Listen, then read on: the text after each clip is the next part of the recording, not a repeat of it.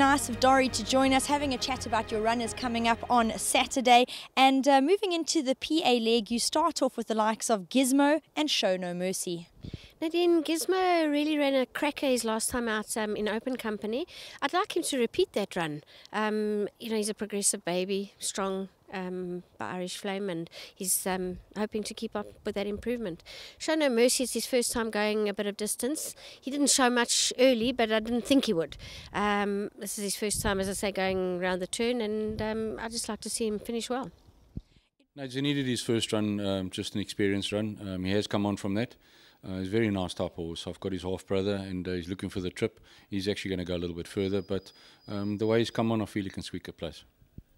Stockfowl, we tried him over the mile, he just doesn't see it out. He's more effective over the 1400, and we don't normally run Tara doesn't normally run horses 2 weeks in a row, but it is a 14, and he's well, he must have a good chance.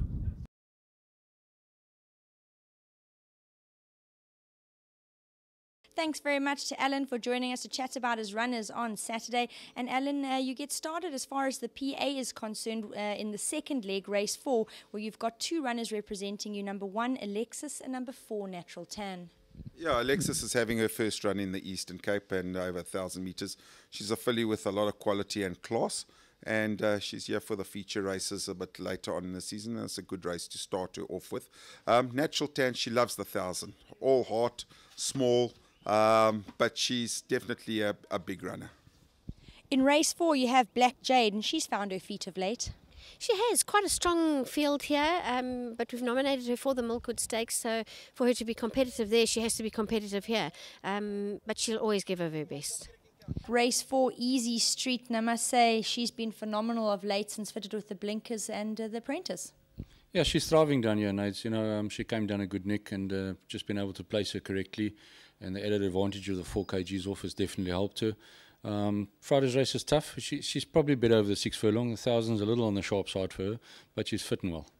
Race 4, and this will see Starburst Galaxy taking to the course. She would be better over 12. She did win 1,000 as a juvenile. 1,200 should be very hard to beat, but in saying that, she's very well weighted. It's a conditions place. She's well in at the weights, and we've slapped the blinkers on to try and give her a bit more speed, and she's got to have a big chance. Yeah, the Rebel, she must have a chance. With the conditions of the race, being a one-time winner, she's worked very well, and she's proven in better company than this. Although this is a very tough race, she's still a one-time winner, which is a surprise to all of us, but she must definitely have a chance.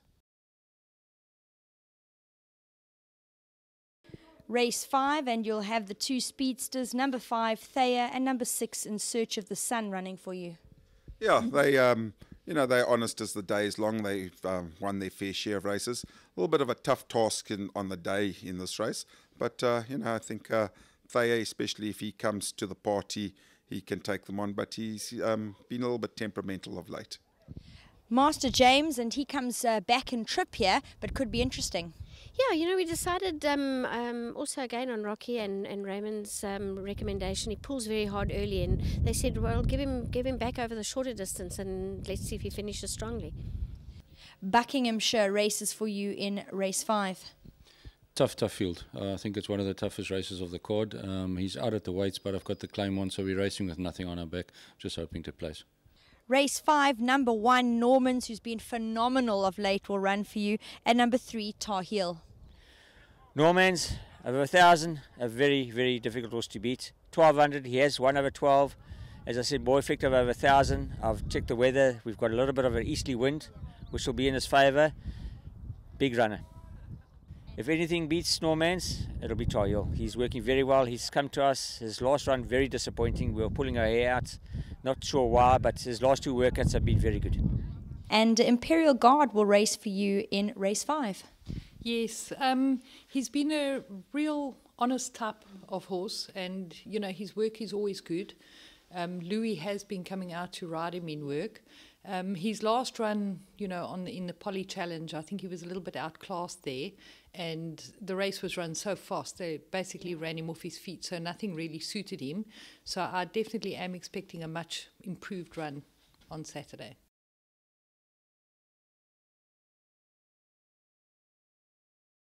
The EPOL Dalia plate, and you're represented by Gone Not Forgotten and Seattle Flame.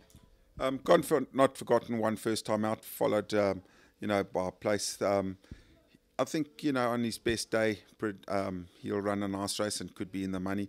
Seattle Flame, I think progressive type of horse. He's only had 2 runs and, he's definitely a horse you can't discount. He's done absolutely nothing wrong, the little darling. He won his race. He's always earned. He's probably not quite this class, but we decided to give him a chance here. The filly, Joking, takes on the guys in the Epol Dalia plate. Yeah, no, look, she's flattered to deceive. I mean, the first run she jumped awkwardly and she just got beat. So I felt she could have won that race. And then she had an excuse the next time out. And then the first time I put her over the 12 furlong, she jumped out and pulled too hard and did too much too early. And last time out we tucked her in and the track was as quick as anything and she ran on too late. So I'm expecting a decent type of run with her, especially from the weight pool. It was my plan to run her with a lightweight. Yeah, Sacred Ration, unfortunately we had to geld him straight after that last run. He fizzed with me in the parade ring and just before, so we made a quick decision to geld him. He took it extremely well. He's had a grass, work has always been top class. I rate him very, very highly. It's going to be very difficult to turn the tables on Alan's horse as well as the horse that beat him last time out, giving them weight. It's not going to be easy, but he's going to come into the race fit extremely well and he'll give a very good account of himself. Your hope in the Epol Dalia plate will be number 3, Desert Chief.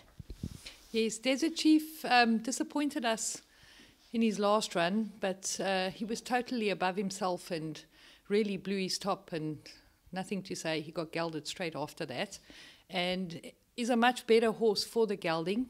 So hopefully he keeps himself cool, calm and collected and produces what we know he can. Okay, Fort Winter, very good win obviously last time, winning a feature race. Not a bad way to crack your maidens. He's got obvious claims. He's a very, very nice little horse. He must have a chance. It's going to rain. A little bit better last time. His penultimate start, he got a little bit het up before the races and was sweating and that, so that put pay to his chances. He was a bit better behaved last time. Hopefully he'll be better again this time. Might run into the back ends of quartet. He's not a bad sort. Via Seattle. It's a filly. She gets her allowance. She's proven in good company. Well, the best we've got here at the moment anyway. I thought she was a little bit unlucky last time. Could have run a bit closer. She must have an obvious chance. Coyote Creek, still a maiden. Yeah. Tough ask. Greenfield, very nice first run, but he's definitely looking for further.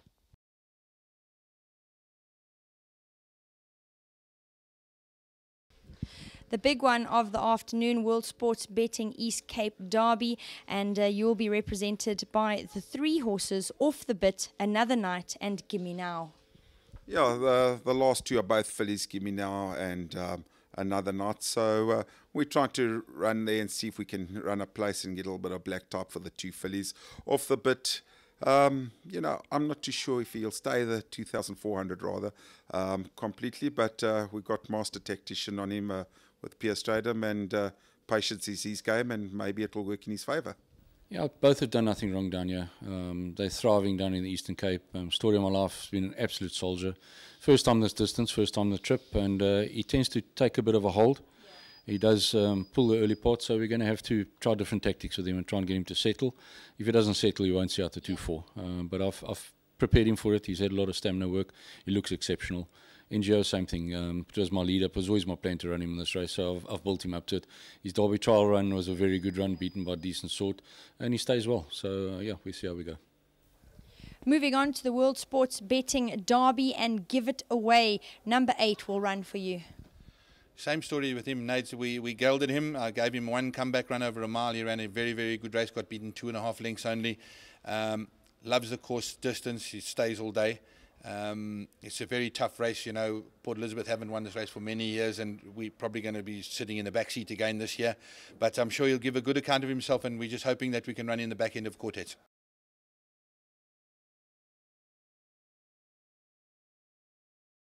Moving on, Galilee and Kissimmee. Yeah, Galilee, she hasn't come to form as yet. She's slowly starting to improve, and right sort of race for her to show her colours. Kissimmee, a little bit disappointed the other day. We've brought her back in trip from the 2,000 back down to the mile, yeah. And, I think if she repeats her penultimate run, she'll be a runner. In the penultimate, you've got number 2, Work Ethic, and number 5, Ready for Your Love. Both lovely fillies from Joburg that Lawrence Werner sent down here. Ready for Your Love had a run last week. I think she needed that badly. All being well, she should be right here. And work ethic definitely seems to have shown an affinity for the Poly, but this race was here, so we said to Lawrence, no, we're going to have a go. Race 8 and number 1 Crackpot, number 7 Trisha DuPont go out. Crackpot's got ability. She's a filly with lots of ability. Was very unlucky last time. She didn't quite get enough space the last 100 metres. Went down a short head in a photo, and I thought the run full of merit. She's also going to run a decent race, but she's drawn a bit wide. And, you know, I got the kid on. He's going to have to use his head a little bit and try and get her to settle the early part. Trisha DuPont, first run back last time after a little freshen up, was a 1400. She's better over the mile. It's her best track and trip, the mile, so she'll be right there. Yeah, first time's a charm. We're getting her back up over the 14. She gave the kid a bit of a hard time last time. Raced wide, pulled hard. So I think we'll probably just let her run along, do her own thing this time around. Cape Marigold, I think she's looking for further than this. She probably wants to go up 18,000, but we're getting there slowly, so this will be another come-on run, hopefully. Yeah, Nate, I haven't done much with her. I made a late decision to run her. She came out the run very well, very fresh. I haven't done much. Hacked her around and gave her a little bit of work this morning. Mild question mark coming back in trip. Same kind of horse. Is going to be very, very hard to beat Fortissimus in a race like that. But she's very fit and very well in herself. That's why I took my chances. She's due a vaccination. So we're going to run her here and then put her away and give her a month holiday. Trey's has now got a change of jockey. Corne Orfe is going to ride her. And her last run, I think she just needed it a little bit. And it is her... you know, I was expecting better from her. She did disappoint me. So hopefully we're back to our best and put a good foot forward.